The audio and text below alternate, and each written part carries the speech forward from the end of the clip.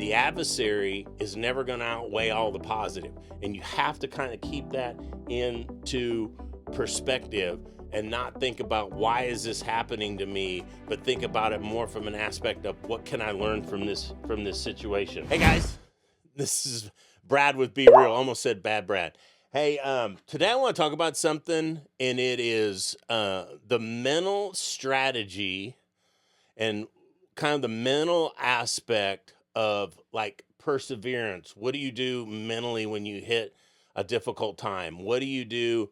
And this is one of those deals I actually enjoy doing this because, it seems like, at times there's different waves of things that hit our lives. And so me too, I needed to remind myself of some of these things. And so this is the mental strategy on perseverance and grit, and how do you overcome this deal? How do you kind of compartmentalize this thing? How do you, not blow things up beyond what they already are? And when I was reading my devotional this morning, it said in my devotional, I will give you enough grace for today. And so what that's basically saying is you have enough energy in your tank to do today. And if you think about that's all you need. You just got to do today. But where we get into difficult times and start mentally jacking ourselves is we start pulling tomorrow into today. Well, we don't have the capacity, the mental fortitude to do tomorrow and the next day and the next day all today. All we can do is today. And then also what we have a tendency of doing is mentally we will replay yesterday, most of the time only the things that maybe didn't go as well. And so we're trying to deal with and reprocess yesterday, and then we're worried about days ahead of time. And then you're like, well, I wonder why I don't have the energy to do today. So like I said, this is not easy. It's not something that I'm great at. But it's something I want to talk through because this too will help me. One big thing, and you guys are going to think, Brad, seriously, you came all the way into the podcast studio to do this, and this is what you're going to tell me today? Yeah, I am, because some of the greatest athletes are great because they have conditioned themselves and they have trained their breathing. And I know it sounds silly, but you can look this up. The difference between being excited and anxious is when you're excited, you breathe. When you're anxious, you literally stop breathing and you hold your breath, which makes it worse. And so that's why I'm telling you, when those guys go to make these amazing shots, you'll see them take a big, deep breath. If you see some guy playing golf and he's going to putt for $1 million, you'll watch that they consistently keep their breathing at a certain level. And they just breathe themselves right through that situation. One thing that I've done before when I get into those situations, like I used to remember driving to, pretty important meetings or pretty important, or I knew it was going to be, a little heated type meetings because things might not have been going that well. And I would go through all this in my head. And then first of all, let me tell you this. Everything that happens in the world first happens mentally for us first. And so what I'm saying is if you can win this battle mentally, physically in the world, it becomes a victory. And so what we're going to talk about today is how do we win mentally, and what can we do better to put ourselves in a position to win? So what I would do is when I was going to these big meetings, and I would know that it was going to be, kind of an intense situation, I would immediately think, okay, what does my house look like tonight when I got home? Because 99% of the time, whatever I was dealing with today wasn't going to have shit to do with my house, my beautiful family, my beautiful wife. And so I would force myself to think, well, no matter how this meeting goes, which I hope it goes well, but no matter how this meeting goes, when I roll in the house, my wife's still going to hug and kiss me. My kids are going to still say they love me. The dogs are going to jump on me. So really, if you really kind of keep it into perspective in that level, okay, when this certain situation is over, when I get past this certain situation, what does life look like? Focus on the end goal. Focus on what does this look, and I'm going to say this probably 10 times. This ain't easy. But focus on what does this situation look like when I win? what does my life look like when I win? When I beat this situation, what does my life look like? What does my checking account look like? Who can I go help when I close this deal? Whatever it is, because you really, it's a must that you force yourself into that, because the mind is naturally going to drift into, what if I miss this shot? What if I don't close this deal? What does my checking account look like? How do I tell the kids? All that crap. Well, that's not the way we're supposed to think. I'm just telling you, a large majority of the uber successful, hyper successful athletes, business people, and all that stuff, when you ask them, okay, when you were going into that situation, what did you think about if you lost? They're like, I never thought about losing. It's not even part of their DNA. It's just can't be part of your DNA. And so this is one of those things, if you practice at it and you catch yourself drifting into thinking about these type of things, if you can bring yourself back to the course, that's what we're going to talk about. How do you bring yourself back to the winning lane and move forward in a winning manner? My mom, I would call my mom, and because I know it sounds a little strange, but really, the difficult times, the challenging times, are actually the times, we've talked about this before, that's actually the time that we grow, and it's an opportunity. And I know that it sounds like it seems hard, but I'm telling you, it's an opportunity. I used to call my mom, I'd like, Mom, and I'd roll out this whole situation, if I was going through a divorce, or if I was going through this deal, I would start explaining this deal to my mom, and then she'd start laying it out for me. And she's like, Brad, a lot of people you work with really love you. And Brad, a lot of people you work with, you have a job, you make really good money. Brad, your kids absolutely love you. So she would be laying these things out, and I would be going, oh, I don't care, Mom, I want this to happen, or I want that to happen. She's like, Brad, listen to me. And I'm like, okay, here's this lady screaming into the phone, listen to me. And here's what she told me, and I'll never forget it. She said, Brad, remember this. The adversary's never bigger than the blessings.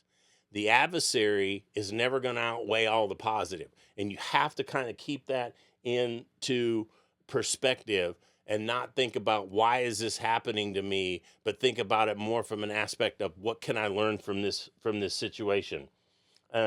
Sometimes a day seems like it takes forever, and then sometimes forever is just a moment. And I keep repeating myself. Sometimes you get into a day, dude, and it's like, will this day freaking end? And then you look up, and like currently when we're doing this podcast, we're halfway through 2025. And so sometimes I get into tough days, and I'm like, oh my gosh, is this day going to ever end? And then I look up and I go, dude, we're halfway through 2025. So you look up, and they're moments. And so you have to set up a mindset of setbacks are temporary. And I know people say that to you. I know you've heard this before, but nothing lasts forever, except my belief in a higher power. But nothing lasts forever. Everything's seasonal. And so nothing's going to last forever. Extremely, extremely great harvest times are not going to last forever. Extremely, extremely difficult times are not going to last forever. And I was just talking to my youngest one the other day about this. Sometimes people say, time will fix it. And then you're like, dude, this last hour felt like a year, right? But I'm telling you, it will pass. It does pass. The other thing too is that I was talking about in a couple podcasts ago about encouraging, and the power of encouraging other people and all that stuff, is encouraging ourselves and making sure that we encourage ourselves and we're positively talking to ourselves. And then once we do that, you get enough strength through that. And then once you do that, here's another big thing. You compartmentalize this deal and break it down. Everybody's heard the deal. How do you eat an 800-pound gorilla one bite at a time? Well, every situation has an opportunity. And so first, let's clearly identify what the situation is and take ownership for it. It don't matter if you didn't put your ass in that situation. The quicker you take ownership for it, the quicker you fix it. So first, let's identify what it is. What's the best action you can take to rectify or make this situation better, and execute? I mean, I'm telling you, okay, you know what? No matter what it is, I'm in this situation. It's my life. For whatever reason I'm here, I'm going to own it. I'm going to figure out what's the best step I can take to rectify it or make the situation better, and I'm going to execute.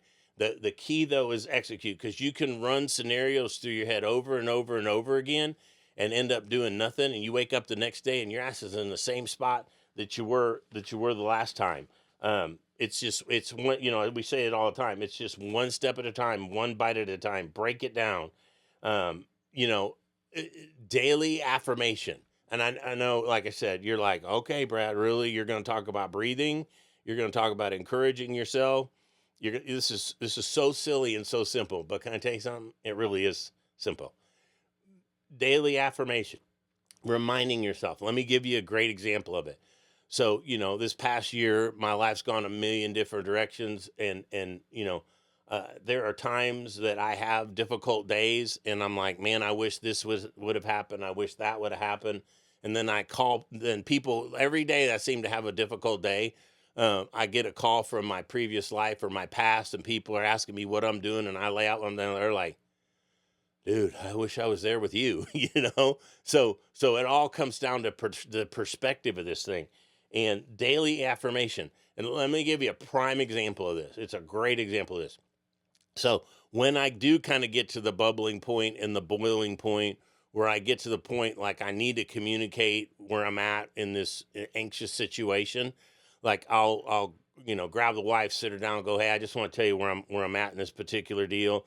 And I'll lay this, hardship out to her. And I'm telling you, every time and I find I've learned from it after her doing about 10 times. After I lay this whole situation out, that's a perplexing, stressing situation out to Amber, and I tell her what I'm anxious about, I tell her what I'm worried about, and before I can get done, she has told me 5 or 10 things that happened the last time we were in this situation. What did God do the last time situation? What did one of our friends do the last time we were in a situation? We're basically undefeated when it comes to difficult situations over the past 15 years. And so it started to sink into me. I'm like, dang.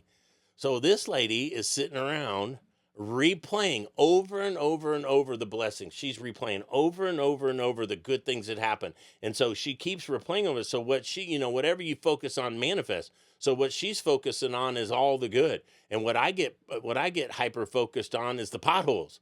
And what she sees is the bridge over the potholes, the bridge over the canyon. And so I have to do better about that. I have to remind myself, like I tell you guys all the time, it's 4 times easier to remember your failures. So you gotta remember what happened the last time you were in this situation, and remind yourself of the things that happened in that. A growth mindset. I say that all the time. That's part of the deal about seeing the next thing, seeing the next opportunity. Is if you're always thinking about seeing the next step, what's the next step, while at the same time enjoying today, you have a tendency that when you do hit that wall of difficulty, it does not slow you down, because you have so much momentum going. You're going to keep moving. I've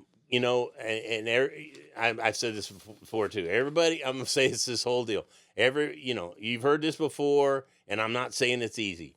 But you know what it comes down to is, 1, make sure you're telling yourself the truth. And 2, what about this deal can I control? What about this deal can I control? Take ownership. Figure out the best plan of attack. Just one thing that you can do to make this deal better. But at the same time, the only thing you're going to worry about making this deal better is the things you can control. Focus on the things you can control. Trust me, ownership first. What is it that I control, that I can move the dial on and execute? But there's always something you can do. We control the outcome in the long-term aspect of this deal. The other thing that is extremely important, they say that seclusion is good, isolation is dangerous. Seclusion is quiet time, listening, praying, meditating, whatever it is. Seclusion is good. Isolation is when you go hide from your situation or go hide from the situation. You're leaving yourself on an island. Most of the time when I say, what are the things you can control? Most of the time, the Almighty, the world has put somebody in your place that has gone through these type of things before, and they're in your life for a reason. And the reason that they're there is they were like, like some of the people when I was going through uh, my sobriety journey, there were people that were in the places that I was going that had been sober for 5 years or whatever. Well, it started to hit me. I'm like, those people went through all that they went through for themselves, obviously, but they were also getting prepared for when I walked in the room. And so, if you think about it, these people are in your lives because he's put them in your life because, the earth and the world and God knew that you were going to hit this spot way before you did. And so those people are around you. And if they are wanting to help you, take the help. I tell people all the time when I try to help people, they go, no, no, no. I go, man, don't block my blessing. Because they are there because they want to help you. And the way that they get satisfaction out of this deal is helping other people. The other deal and last deal on this deal, as far as the mental part of this deal, is this part I'm pretty good at, is literally forcing yourself to visualize the success. Visualize in your mind what comes, like I said, it's real easy to drift into, what if this deal doesn't go right, what negative aspects hit my family. Yeah, it's easy to do that. But I'm telling you, to take deep breaths and sit there in a quiet room and visualize when I win at this deal, and I am going to win, what does my life look like? What does, from a physical point, what does my kids' lives look like when I become victorious? How does my wife's life change when I become victorious? How does this change me personally when I become victorious? What does my total encompassing life look like when I win at this deal? And I'm telling you, it's a huge deal. The whole part of this thing, that, like I was saying, is everything is won or lost first in the mind. And if you can control the mind and you control the path, you control the steps in the mind, the physical world follows whatever the mind, and the part of this too is our mind is like a computer. It doesn't have a soul. It's a computer. And so if you're sitting there all day long going, oh, man, I'm gonna fail. I'm never gonna make it. I don't have what it takes to make it.